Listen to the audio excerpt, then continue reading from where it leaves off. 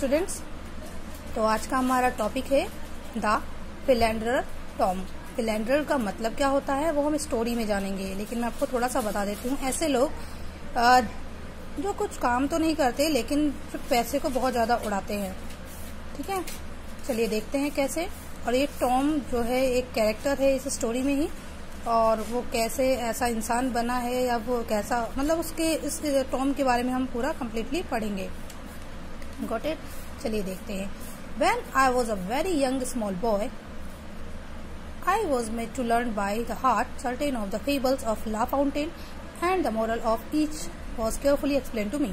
अब यहाँ पे जो हमारे राइटर हैं वो क्या बोल रहे हैं कि जब वो छोटे बच्चे थे तो उन्हें ला फाउंटेन, जो कि एक फ्रांस के पोइट हैं, उनकी फेबल्स पढ़ना बहुत अच्छा लगता था, या उनकी फेबल्स वो बहुत दिल से पढ़ते थे। फेबल्स क्या होती है? तो फेबल्स ऐसी छोटी स्टोरी यानी शॉर्ट स्टोरीज होती हैं जो एनिमल्स पर लिखी होती हैं, लेकिन उनसे हमें कोई ना कोई मोरल मिलता है, कोई ना कोई लेसन सीखने को मिलता है। Got it? आगे देखिए। And the moral of each was carefully explain to me. और उन सभी, मतलब कि उनकी जो फेबल्स ला फाउंटेन की वो पढ़ते थे वो बहुत अच्छे से उन्हें समझ में आ जाती थी, उनका मोरल उन्हें समझ में आ जाता था। Among those I learnt was the ant and the grasshopper story, which is devised to bring home to the young the useful lesson that in an imperfect world industry is rewarded and greediness punished. In this admirable fables, wait, यहाँ तक है, यहाँ full stop है, sorry मैंने देखा नहीं। तो यहाँ तक हम इसका पहले एक्सप्लेनेशन देखते हैं। तो यहाँ पे क्या है कि अमंग दोज यानी कि उनकी फेबल्स में से ही उन्होंने एक कौन सी पढ़ी थी? The ant and the grasshopper. ये उस फेबल का स्टोरी का नाम था। ठीक है, और वो एक ऐसी स्टोरी थी, उसको मतलब इतने अच्छे से डिजाइन किया गया था, उसको ऐसे लिखा गया था। डिवाइस मतलब यहाँ पे है कि उसको ऐसे ड्राफ्ट किया गया था कि वो टू ब्रिंग होम मतलब होता है किसी को आसानी से समझ में आना, कि एक छोटे से बच्चे को भी आसानी से वो समझ में आ जाती थी, उसका जो लेसन होता था वो समझ में आ गया था।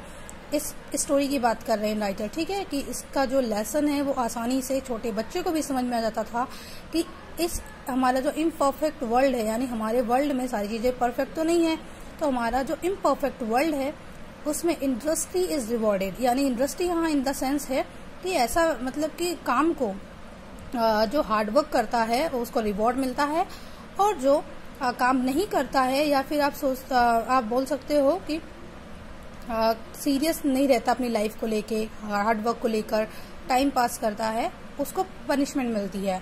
ठीक है, in this admirable fable the ant spend a laborious summer gathering food for the coming winter while the grasshopper spend all the time sitting on the grass and singing songs. तो यहाँ पे आगे क्या बता रहे हैं वो कि मतलब इस स्टोरी के बारे में ही बता रहे हैं कि इसमें उन्होंने क्या देखा था। ये बहुत ही प्रशंसनीय फेबल थी। एडमिरेबल मतलब प्रशंसनीय। ठीक है, कैसी स्टोरी थी? बहुत अच्छी स्टोरी थी।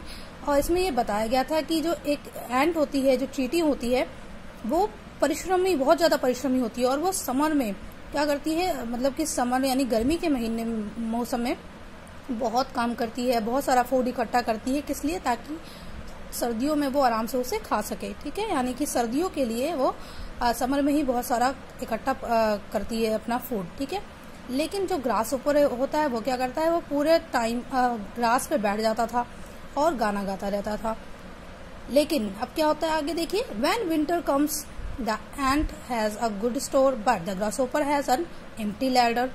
तो क्या होता है कि जब विंटर आ जाती है तो अब चींटी ने तो बहुत सारा इकट्ठा कर रखा है, तो उसके जो गोदाम्स हैं या फिर आप बोलते हो उसका जो स्टोर प्लेस है, वहां पे बहुत सारा फूड स्टोर हो चुका, अच्छा खासा उसने इकट्ठा कर रखा है। लेकिन जो ग्रासहोपर है उसका लार्डर बिल्कुल खाली है, यानी स्टोर रूम बोल सकते हो आप लार्डर का मीनिंग। ठीक है, स्टोर रूम पूरा खाली हो रखा है, क्योंकि उसने तो बस गाना गाने में समय बिताया था। He goes to the ant and begs for a little food. और वो अब क्या करता है, वो एंट के पास जाता है और उससे थोड़ा अनाज मांगता है, खाना मांगता है। The ant gives him a classic answer. लेकिन उसे एंट बहुत अच्छा जवाब देती है। क्या जवाब देती है? What were you doing in summer? I sing all day, all right, all night. तो वो क्या बोल रही है कि वो पूछती है कि अच्छा तुम ये बताओ कि तुमने समर में क्या किया था। तो वो जवाब देता है ग्रासहोपर कि मैंने गाना गाया, दिन भर गाना गाया, रात भर गाना गाया। ओह, मतलब यहाँ पे ये लाइन किसकी है? ये चींटी की है, यानी कि एंट क्या बोलते हैं? You song, you sang why then go and dance the winter away.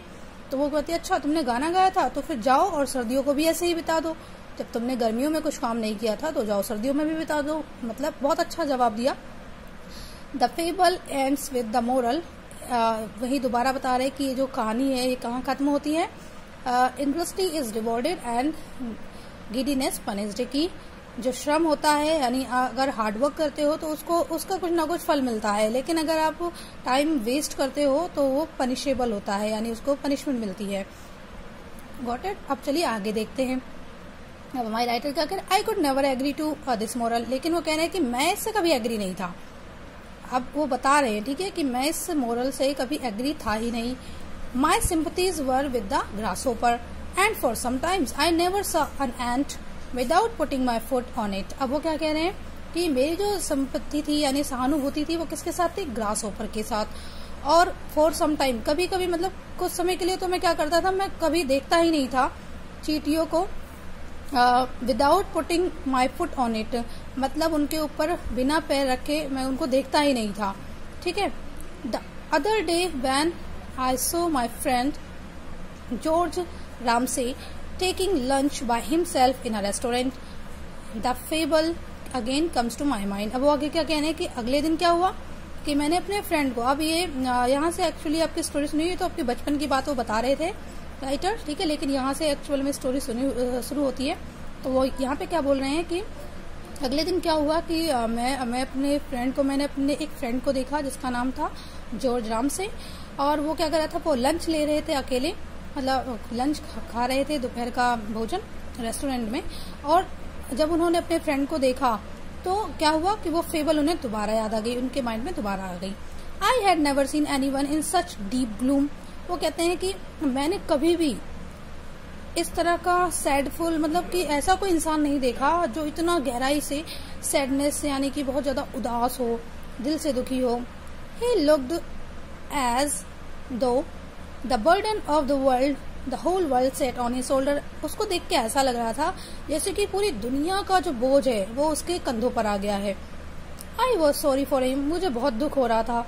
I suspected at once that his younger brother Tom has again caused him some trouble.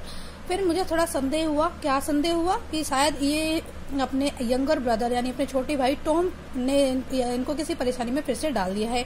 ठीक है।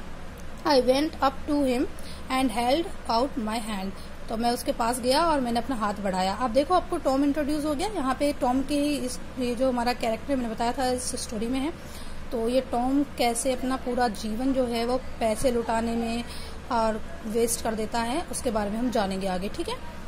How are you I asked. अब देखिए यहाँ पे दो character, तीसरा character आ गया है। एक्चुअली तीसरा आया नहीं है, टॉम की बातें सिर्फ ये दोनों करेंगे। कौन, एक तो हमारे राइटर है और एक उनके फ्रेंड है जॉर्ज रामसे। ठीक है। टॉम कौन है, टॉम जॉर्ज रामसे के ब्रदर है। देखिए क्या पूछते हैं जो हमारे राइटर है। How are you I asked, मैंने उनसे पूछा कि आप कैसे हो। I am not very happy he answered. और फिर वो जवाब देते हैं कि नहीं मैं खुश नहीं हूँ, मैं मतलब ज्यादा खुश नहीं हूँ या फिर मैं खुश नहीं हूँ। It is Tom again. तो वो अंदाजे से बोलते हैं इज इट टॉम अगेन, कि क्या ये टॉम की, मतलब कहीं ना कहीं पूछ रहे हैं कि क्या टॉम की वजह से हुआ है। चलिए आगे देखते हैं नेक्स्ट पेज पे। Yes it is Tom again, yes ये टॉम ही है, ले दोबारा टॉम की वजह से ही मैं ऐसी हालत में हूँ, वो कहना चाहते हैं। Why don't you give him up. वो कहते हैं तुम उन्हें उसे छोड़ क्यों नहीं देते हो। You have done everything in the world for him, you must know by now that he is totally hopeless.